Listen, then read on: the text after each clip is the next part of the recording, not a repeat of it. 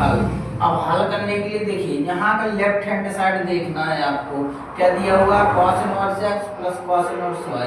इनको माना ले लेना, मान लेना, माना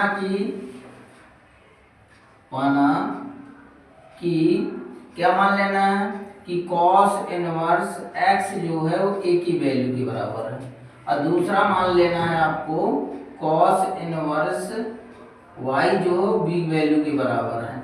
अब इसको समीकरण 1 दे देना।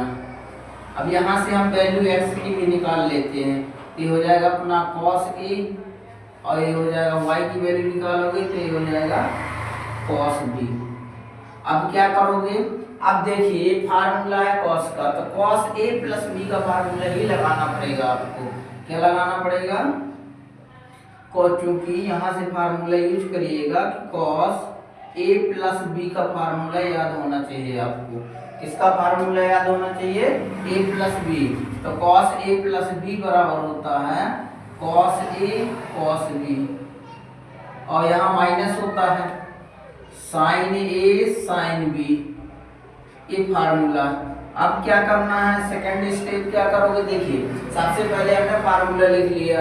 अब इसको हमें प्रूव करने के लिए तो अपन को यहाँ है cos पे, तो ये दोनों हटाना पड़ेगा, इनको किस में बदलना पड़ेगा, cos में। इसको भी बदलना पड़ेगा cos में, sin को भी बदलना पड़ेगा cos में। एक हमने फार्मूला पढ़ा है, ये सबसे सादा फार्मूला होता है sin square theta plus cos square theta equal to 1 होता है। इस फार्मूला से इन दोनों को चेंज करें। अब इसका थीटा ए है तो ए में चेंज हो जाएगा, इसका थीटा बी है तो बी में चेंज कर लेंगे।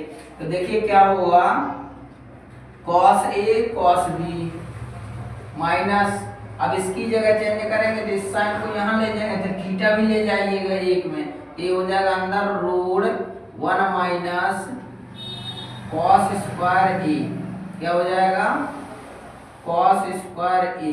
जब 1 माइनस cos स्क्वायर किसके बराबर हो जाएगा, साइन की।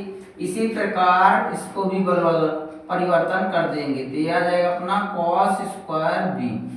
अब कोई यहाँ तक दिक्कत, अब देखिए सेम फार्मूला बन गया cos में। अब क्या करना है, समीकरण 1 से मान रख देना है।